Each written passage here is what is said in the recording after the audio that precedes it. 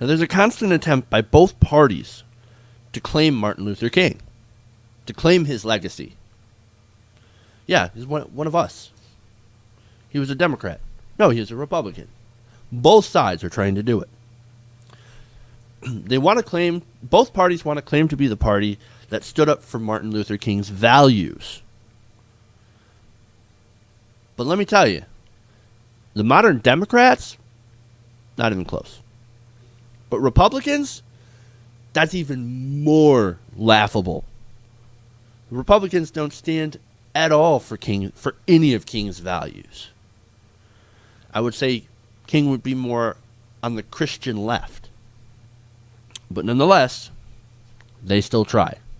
And let me show you. Let me show you a good example. That is an actual billboard. I'm not kidding. Martin Luther King was not a Republican. And let me show you why. To be 100% honest, Martin Luther King wasn't a member of either party.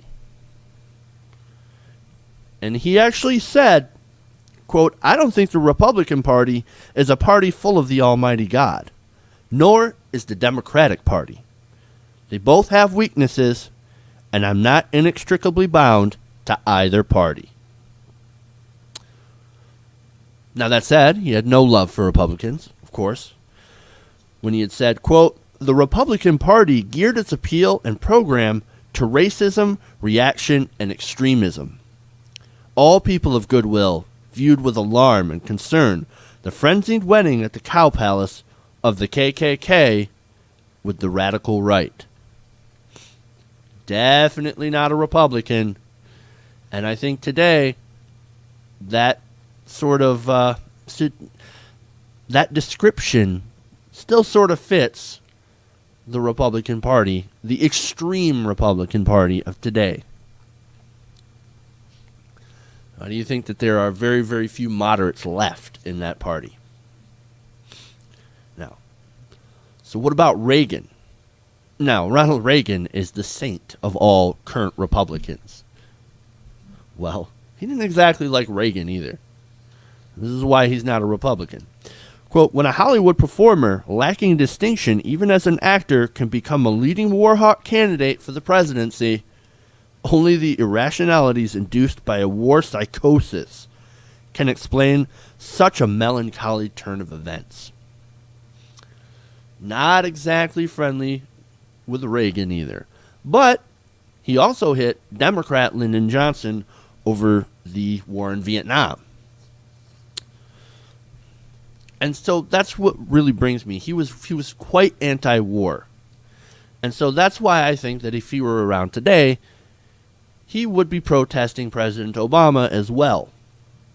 He definitely wouldn't be happy with Obama on Afghanistan or Libya, and not to mention the drone strikes in Yemen and Pakistan, or even the use of mass surveillance on the American public, as revealed by Edward Snowden.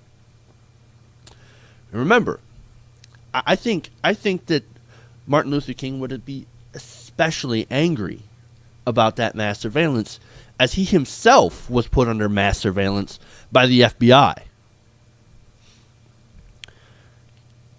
The FBI bugged his house, tapped his phone. J. Edgar Hoover had him followed like a hawk because J. Edgar Hoover did not like Martin Luther King. He was very threatened by him. Now, there's a recent book by journalist Betty Megzer that actually wrote about this. And from her book, she said, quote, or she wrote, "Hoover's attitude towards King can be described as a nearly savage hatred.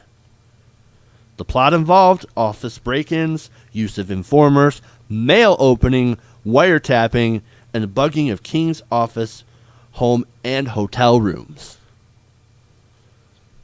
And there was even an anonymous note sent by government agents out there to discredit King. Now, Martin Luther King, through all this surveillance, they found out that he was having some extramarital affairs.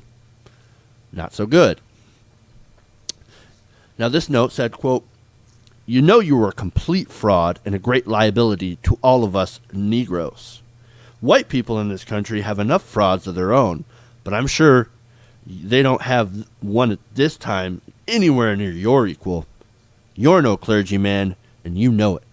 I repeat, you are a colossal fraud and an evil, vicious one at that. It gets worse. This note actually tried to compel Dr. King to suicide. Get this. Quote, there is only one thing left for you to do. You know what it is. You are done. There is but one way out for you. You better take it before your filthy, abnormal, fraudulent self is bared to the nation. And like I said, he would be no friend of the mass surveillance going on today. And so he would be no friend to the Democrats either. I have a feeling that even today, Dr. King would still be unaligned politically. But I do wonder, though, if King had been alive, if he had survived the shooting, if we might have actually made more social progress instead of going backwards. And that's something that we can only guess.